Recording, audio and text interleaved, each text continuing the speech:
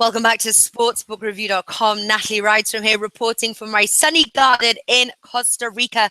Roland Garros is underway. We're now previewing day 5 value plays with Joao from mgtennistipster.com. Been with us for quite a few tennis seasons and continues. He delivers great results, great analysis, and really pleased to have him on.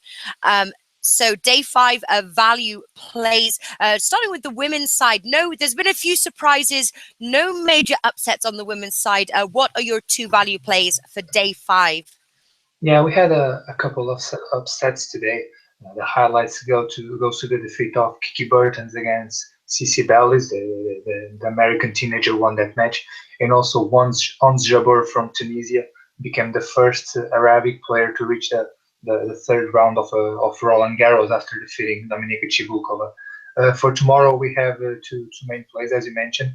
The first is on the match that involves Alizé Cornet against Barbara Strycova. As you might know, Alizé Cornet was one of our picks in the previous round. She got the job done against Timea Babos. Although she lost the second set, was a pretty good performance from her.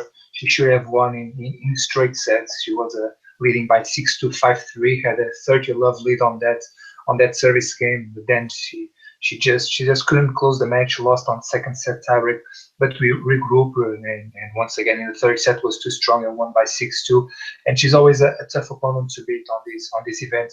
If we look at her previous performances since 2013, she played 13 matches in Roland Garros and won at least one set in 12 of those. So just one match she couldn't win a set was in 2014, if I'm not mistaken. She lost against Elina Svitolina by 6-2, 7-5, and that tiebreak, 7-6, and the second set was a tiebreak, and that tiebreak was solved by 13-11 or something. She had chances also to win the set, and we think that tomorrow she can take a set from Strycova. The Czech only won 2 of their previous 7 meetings. Her record in Roland Garros is also far from impressive, and Pinnacle has a pretty good price for Cornet to win one set. 1.77 is a very good one, and we think that the French can at least win one set, and even she can do it all the way, but to win one set is the best approach. Very good. Okay, 1.77 there to win one set. Second value play, women's side. On the second, we have one of the main favorites to win the title. Elina Svitolina from Ukraine is going to play against Svetlana Pironkova from Bulgaria.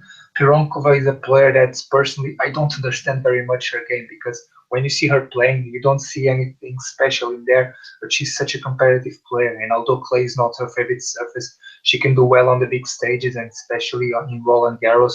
Last year, against all expectations, she reached the quarterfinals, was always a huge underdog and kept winning. This year she has been very poor throughout the season, lost all the matches on clay before this event, but on the first round, out of nowhere, against a player who has been in very good form lately, Mona Bartel, she won by 6-0, 6-4, a huge win. She just doesn't give anything for free to her opponents, very tricky, and although Svitolina is the clear favorite, she's at 1.09, I think, a huge favorite. I think that this might be a closer match than the odds suggest. This is one of those matches where we have to make a choice between the best approach, whether to go with the set handicap, the spread, or the over. And I think that the over might be the best approach here, because we might have Svitolina Pironkova winning one set and then collapsing after that, or even losing in 2 close sets. So the over 17.5 at 1.80 is a good line here, and we don't need that many games. 6-3, 6-3 is enough, and this line is a very good one to play tomorrow. Great stuff. One thing I love about talking with you, Joao, is that you're doing all the hard work so that we don't have to. What have you got on the men's side value plays? Two value plays, please. Yeah, tomorrow on the men's side is a tricky day. We don't have many value on close matches or even on underdogs. So we're focusing on big favorites to cover their spreads or their set handicaps. And the first match that we have is between Gael Monfils and Thiago Monteiro. The Brazilian Monteiro is for the first time in his career in the second round of a Grand Slam event. Although he's a pretty good clay court player, he's definitely not at this level. He usually plays on challengers, tries his luck on a couple of ATP 250 events, but on Grand Slams and on the big stages, this is definitely out of his league. In the first round, he had a very good draw, played against a French wild card, Alexander Muller. And although he was the clear favorite, he was in big troubles. Was losing by 2-1, had to play a fourth set tiebreak. He managed to win that tiebreak, and then on the fifth, the young French just didn't have anything left on the tank, and Monteiro won by 6-0. But I think that's on this match against Monfils will be the opposite. He just won't have anything to offer against the French player. I mentioned a couple of days ago that there were some concerns regarding Monfils' physical condition, but he played pretty well against Dustin Brown. He won that match in straight sets. Was a pretty good performance from him, and he mentioned after the match that he was feeling good, and he has one dream, which is to win Roland Garros. He's always a very dangerous player here.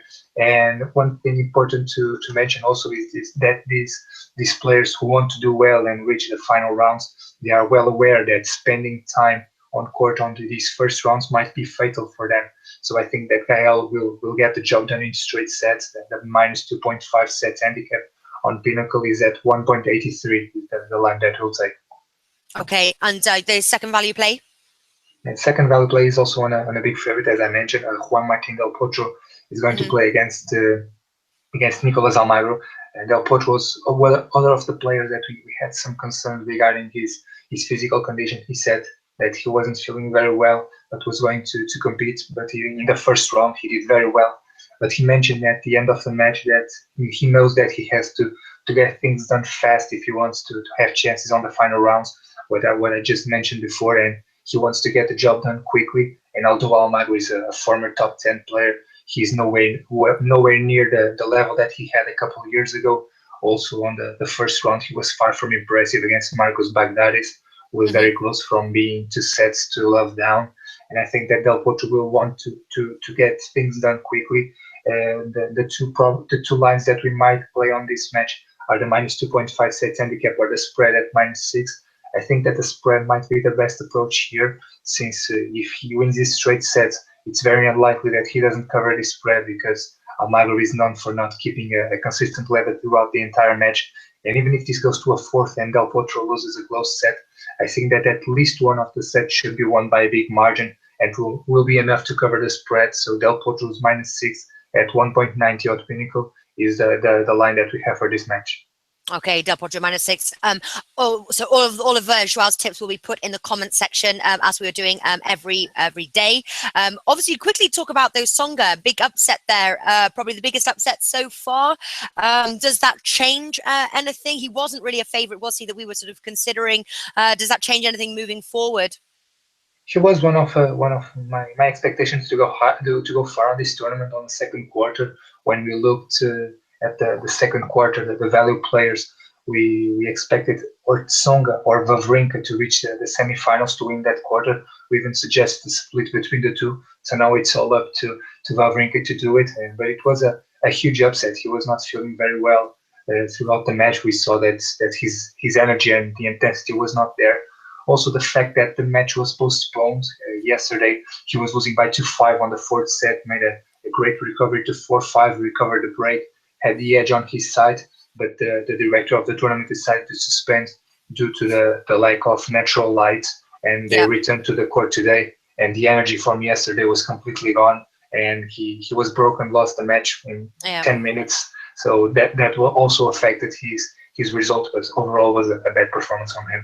Yeah, and obviously because we were talking about that when we were talking about like how to bet the French Open and things, but we were more talking about rain and things like that, which doesn't seem to be as big a problem because last year obviously the rain was really bad. Any rain in the forecast? I haven't checked to be honest. The next week, on this first week, we didn't expect many rain. We had one interruption, I think was on the first or the second day, but it was just 10 minutes. They thought that it was going to start to rain for heavy rain and going to stop playing, but they didn't. But I can take a quick look. From where I saw, they don't expect any major stops. On Saturday, there might be a couple of thunderstorms, but not many rain. So only on the next week, close to the final, as I mentioned, I haven't checked the next week. Only on the 9th of June. The main concern that has happening is not the rain, but the fact of the matches that are scheduled to the end of the day. Roland Garros is the only Grand Slam tournament that doesn't have any artificial light.